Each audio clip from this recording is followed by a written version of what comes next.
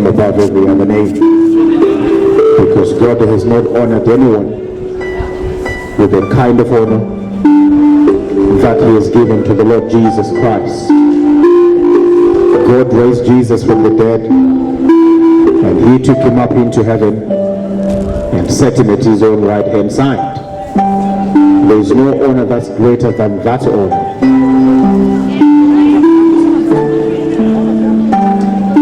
I speak the blood of Jesus into the very heart and soul of the people of Odom, because it's never God's will that any should perish, but that we should all come to the saving knowledge of Jesus. I speak the blood of Jesus Christ into the very foundations of the town of Odom, for the preaching of the word of God, for delivery of the gospel of Jesus Christ to every soul in Odom, literally every soul in Odom.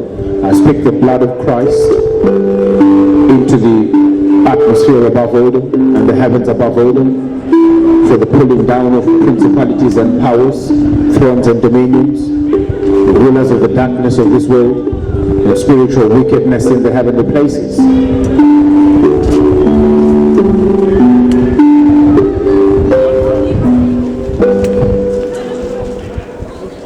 I speak the blood of Christ Jesus into every house in Odom, for the peace of God to rule and reign in every home in Odom. I speak the blood of Jesus into the hearing of the people of Odom, that as you hear the gospel message, you hear the gospel message with the hearing of faith. I place the blood of Jesus at the center of Odom, both the physical center and the spiritual center.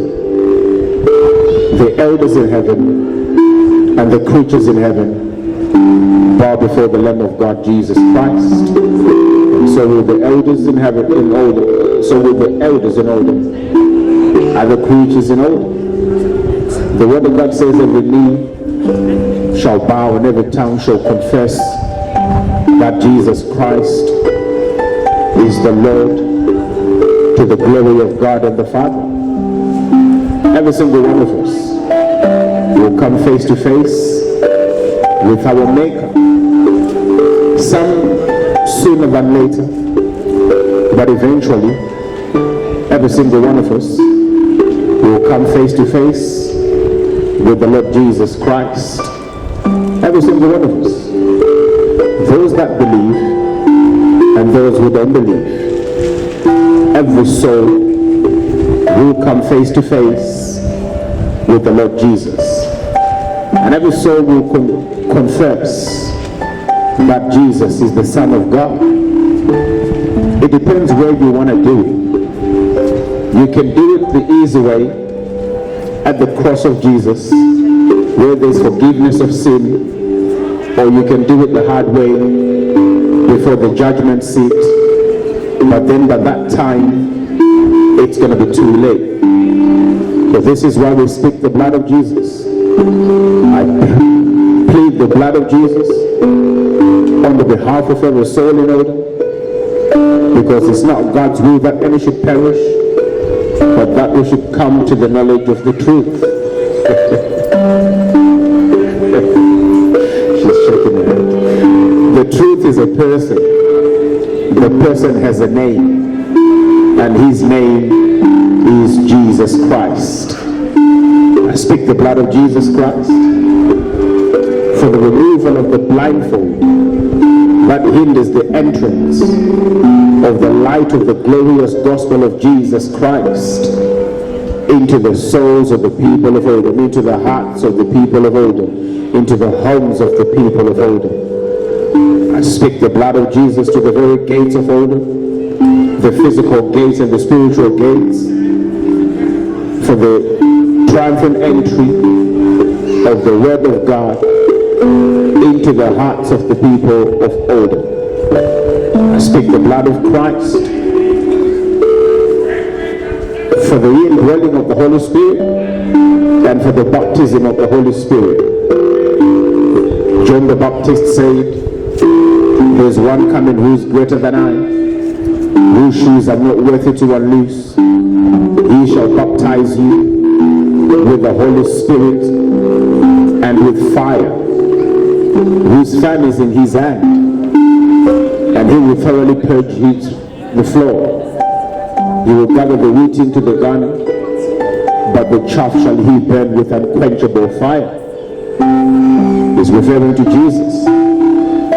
Jesus is the only one who can release the Spirit of God into your life.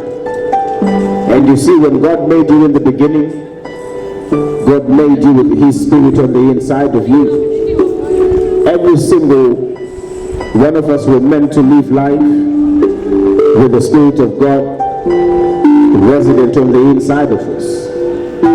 We say it all the time, my body is a temple, my body is a temple. That's what we say all the time. And that statement is very, very true. Your body is the temple of God. God has to live inside you by the Holy Spirit, that Christ may dwell in your hearts by the Spirit, by faith. The way that God made Adam and Eve, he made Adam and Eve in his image and after his likeness, which tells you that Adam and Eve had the Spirit of God on the inside of them. You see, the way you behave like your dad is because you have the Spirit of your dad living inside of you. The reason why you act the way you act, and your dad can look at you and say, oh, I used to do that, is because you have the Spirit of your dad living inside of you. Your dad got that Spirit from his dad, and it goes all the way back to Adam and Eve. It really doesn't matter where you come from, what community you belong to, what culture you belong to, what language you speak, what continent you hail from. You can trace your roots back to Adam and Eve. So you know that inside of you, you have the Spirit of Adam and Eve. But God intended for you to have a living spirit on the inside of you. When God put Adam and Eve in the Garden of Eden, he put them in the Garden of Eden with the Holy Spirit inside of them. And the Lord Jesus would come every evening, and they would know and learn about who God is as they look at Jesus. You see, when you know Jesus Christ, you know God the Father. When you know Jesus Christ, you know what it means to stand in the presence of God. When you know Jesus Christ, you know forgiveness of sin. When you know Jesus Christ, you know reconciliation with the Father. When you know Jesus Christ, you know what it means to have a relationship, a loving relationship with God, where he is the Father. God has never intended for any other relationship with humanity except the relationship where he is the Father. That's the relationship that God has for you. Because when God said, let us make man in our image and after our likeness, that's the heart of the Father speaking. Your children are made in your image, and your children are made after your likeness. And that's exactly what God was doing in the book of Genesis, when he said, let us make man in our image and after our likeness. What God was saying that he wants a relationship with you, and in this relationship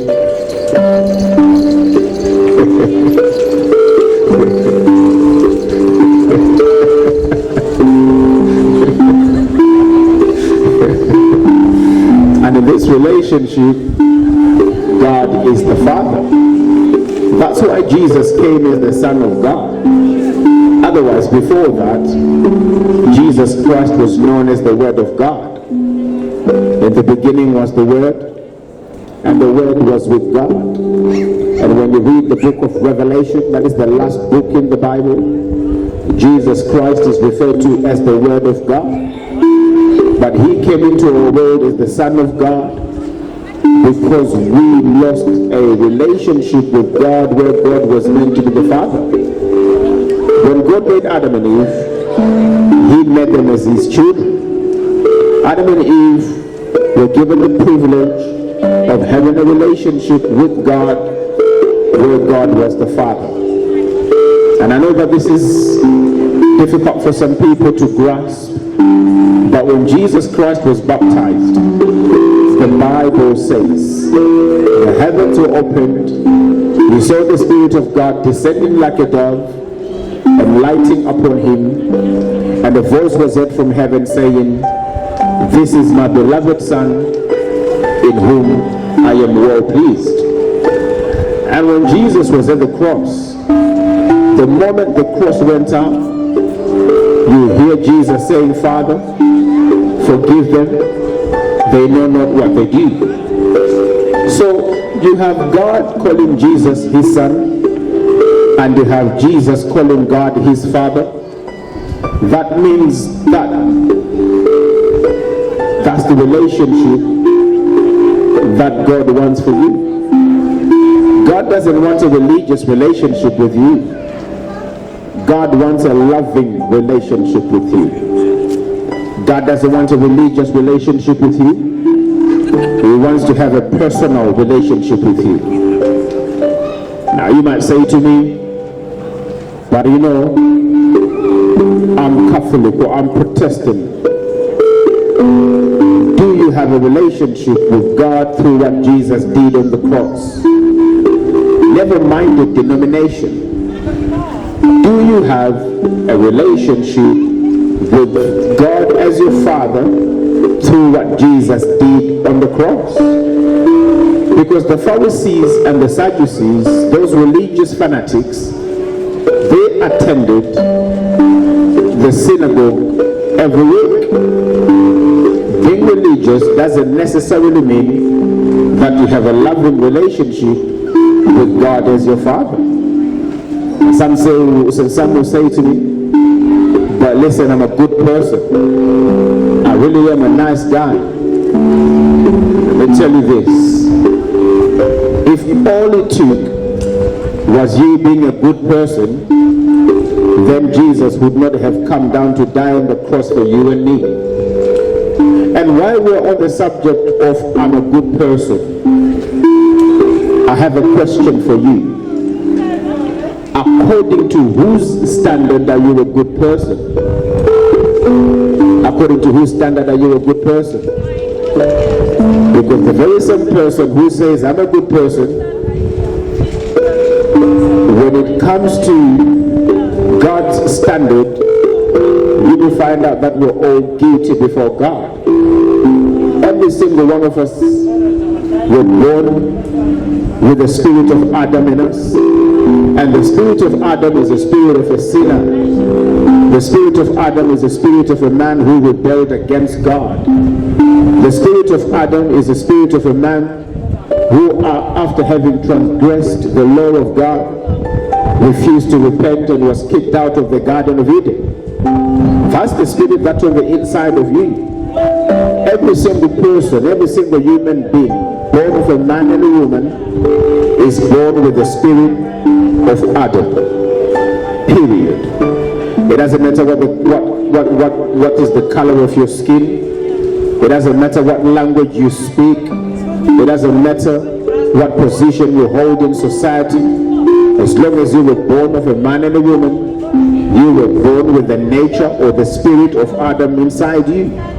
And we know that Adam took of the tree of the knowledge of good and evil, and his conscience began to accuse him. Adam realized that he was naked. Adam began to be afraid. Adam went and hid himself among the trees. And when God confronted Adam, Adam refused to repent. Adam refused to repent. And God sent him out of the Garden of Eden for refusing to repent. That's the kind of spirit that's in humanity today. You see how it turned out with Cain and Abel, because they were born with the spirit of Adam in themselves. God said to Adam and Eve, the day you eat of the tree of the knowledge of good and evil, you will surely die. And they ate of the tree of the knowledge of good and evil, and their relationship with God died. So even though Adam and Eve were still physically alive, they were spiritually dead. Now, as far as God is concerned, if your relationship with Him is dead, even though you're physically alive, you're as good as dead to Him. This is how it plays out. The only way that you know that you're alive is when you have a relationship with God through what Jesus did on the cross. So this means that there are some Christians who've died in the Lord. They are actually much more alive than a person who's still walking on the earth without a relationship with God. As far as God is concerned, if you don't have a relationship with Him, you're as good as dead to Him. You're spiritually dead. Now I need to make a point here and let you know that the God who made you is the Father, the Son, and the Holy Spirit. That's God who's 3 in 1. And you also are made as 3 in 1, just like the God who made you. God is 3 in 1, and you're made in the image and the likeness of God, and you're also meant to be 3 in 1. God is the Father, the Son, and the Holy Spirit. That's 3. You are spirit, soul, and body. With your physical body, you're supposed to be aware of the world around you. And with your soul, you're supposed to be aware of yourself. They call it self-awareness or self-conscience. And with your spirit, you're supposed to be aware of God. But when Adam and Eve sinned against God, the relationship died. And when the relationship between God and man died, the spiritual side of man died as well. So you see, the reason why you see all the evil that we see in the world today is because humanity is spiritually dead. The reason why you see one kid taking a knife and stabbing another kid to death is because humanity is spiritually dead.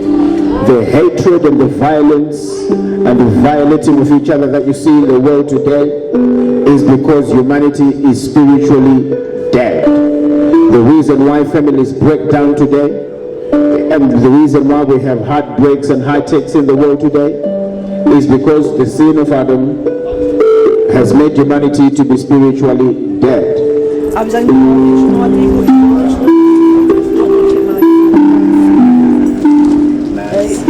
So I got the man, we did this is what he did, stupid things and maps, north, east, blah, blah, blah, blah, blah, right? That's not what I did today. That's what I did today, and she marked him all right. Oh wow. Is it very fun for you? The arrow's facing south-west and moving water turn. Okay. Just told me I was right. You alright? And then you have to do the maze and all that. Okay. Try and get yourself out. I see. And see these neighbours, the alcoholics that are picking on me saying, I don't talk to my fellow women when he says to me, you're stupid, you'll never amount to anything. But there it is. Yeah. Look, Andy, That's good. That's good. and then it will tell you, find a way from the centre to the way out, And then you have to move 2 squares west. Well, that's right, isn't it? Aye, west. Right. Move 1, 2, 3 down to what?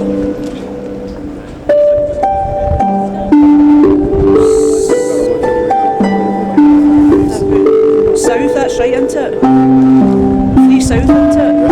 1, 2, 3, 4. East, is that right? 3 south again. 2 east, and then 1, 2, 3, 4, 5. Would that put 5 north? 1 west.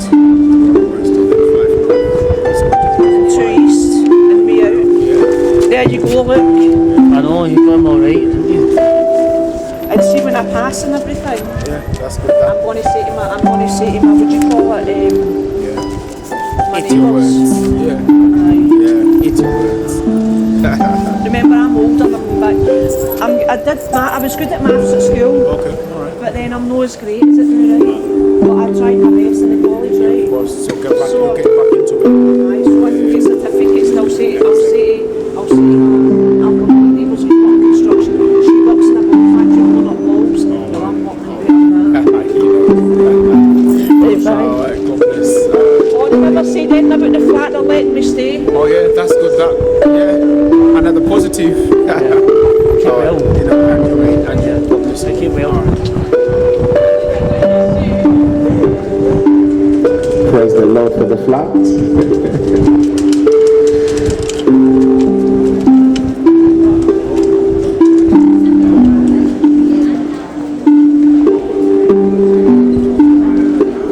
Yes, so the reason why all these evils and all these ills are happening in our world today is because of that incident in the Garden of Eden. Because God told Adam and Eve, the day you eat of the tree of the knowledge of good and evil, you're going to die. You will surely die. Satan comes in, he deceives Adam and Eve. They think that they can live their lives without God, and they die the spiritual death. And when they died the spiritual death, the relationship between God and man died straight away. And this is where we find ourselves in. The hatred and the aggression and the hostilities that we see in the world today is because of this incident of Adam and Eve. Adam and Eve sinned against God, and when they were sinning against God, the entire human race was in Adam and Eve. So this is the reason why Jesus Christ came. Jesus Christ came, he died on the cross, he shed his blood for you and me to reconcile us back to the Father. The death and the resurrection of Jesus Christ is evidence that God's got nothing but love for you. The death and the resurrection of Jesus Christ is evidence that God has made contact with you. The death and the resurrection of Jesus Christ is evidence that God is seeking and looking to reconcile with you. And if you're looking to reconcile with God, it is through Jesus Christ, because Jesus, the resurrection from the dead, was your resurrection. The fact that Jesus Christ rose from the dead as the Son of God, it means that that's the relationship that God wants with you. When Jesus was on the cross, he says, Father, forgive them, they don't know what they do. At the end of the sacrifice, he says, Father, into your hands I commit my spirit. So you know that Jesus was on the cross, not as a prophet, not as a philosopher, not as a great teacher, not as anything else but the Son of God. Because from his own mouth, we hear Jesus calling God his Father even on the cross. So when they buried Jesus, that was the burial of the Son of God, and Jesus was in that grave for 3 days, and on the third day, Jesus Christ was risen from the dead. And Jesus was risen from the dead by the glory of the Father. And the resurrection of Jesus Christ from the dead is your resurrection. When God was bringing Jesus Christ back to life, God was bringing your relationship with him back to life. When God was raising Jesus Christ from the dead, that relationship which died in the Garden of Eden is exactly what God was bringing back to life. When Jesus was being risen from the dead, he had on his mind you. You were on the mind of Christ when he was being risen from the dead. Because the resurrection of Christ from the dead is the resurrection of humanity from spiritual death. You see, this relationship which collapsed and died in the Garden of Eden, that's exactly what Jesus came to bring back to life. As far as God is concerned, the moment you believe in Jesus Christ, you were crucified with him. When Jesus was on the cross, in God's eyes, and as far as God is concerned, you were crucified with him.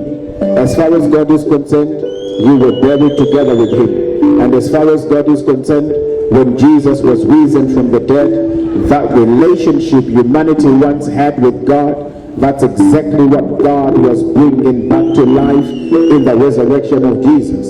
So the moment you put your faith in Jesus Christ, the moment you put your faith in Jesus Christ as the Son of God, who came to die on the cross for you and me, immediately you become a child of God. You're made a child of God by your faith in Jesus as the Son of God. The moment you put your faith in Jesus as the Son of God and confess that with your own mouth, that God raised Jesus from the dead, that relationship between God and man, the relationship which died in the Garden of Eden, God brings that relationship back to life. This is what the resurrection of Jesus Christ means for you. And I know that sometimes we celebrate Easter, and I know that sometimes we talk about the resurrection of Jesus, but without a proper understanding of what it means. You see, it took one man's sin, Adam, and at that time the entire human race was in Adam. And it took Adam's sin to bring the entire human race into condemnation, into a falling out with God. And so it needed to take one man who was sinless and perfect and just and holy, Jesus Christ. And when Jesus was being risen from the dead, God was actually raising you from the dead. Jesus was risen from the dead on your behalf. The price for reconciliation with God has already been paid.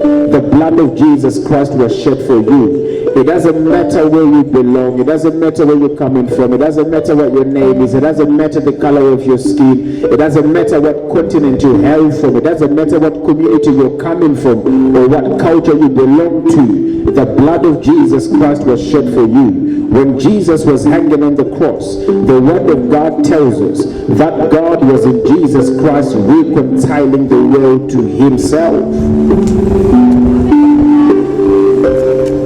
Eternal life is found in Jesus Christ because Jesus is the one who died and rose again. Eternal life and everlasting life is found in Jesus Christ because Jesus Christ is the one who's been to the afterlife and back. Can you imagine the Son of God being buried for 3 days in that grave, and then the third day he's risen from the dead, and then he says that the resurrection power by which I'm risen from the dead I give to you. That's what he did. That's what Jesus did. The very same power by which Jesus was risen from the dead, God is saying to you today that that same power can belong to you. The very same Holy Spirit by whom Jesus was risen from the dead, God is saying to you that that very same Holy Spirit can live inside you. We say it all the time, my body is the temple, my body is the temple, oh, I don't want to eat this kind of food, I don't want to drink this kind of drink because my body is the temple. We say it all the time, but I'm here to let you know that your body is a temple of God, and so God should be able to live inside your heart. That's God's intention. God has never intended on living in a building made by man. He's not interested in living in a building made by bricks and cement. The building that God wants to live in is you. That's the building that God wants to live in. And God is saying to you today, instead of living with fear in your heart, you can actually live with the Holy Spirit of God in your heart. Instead of living with depression in your heart, you can live with the Spirit of God in your heart. Instead of living with unforgiveness and bitterness and anger and all those issues that eat away at the human heart, God is saying to you, you can live your life with the Spirit of God in your heart. The reason why people struggle to live the life that God has for them, the reason why some people think that Christian life is a difficult life to live, is because they don't realize that God has provided help. God is not calling you to his kingdom and leaving you to try and live it out for yourself. Now, God has given you of his Holy Spirit. He has given us the comforter. Jesus said that it is expedient for me to go away, because once I'm gone away, then I can send you the Holy Spirit. Then I can send you the comforter. And you can look around in this world that we're living in today. This world is a beautiful world, but we messed up this world. This world has now become cold and cruel. And that's the reason why God has given us of his Holy Spirit. Because this world will put a tear in your eye. This world is characterized with disappointments, with heartache, with heartbreak, with sickness and disease, with aggression and violence and all those evil things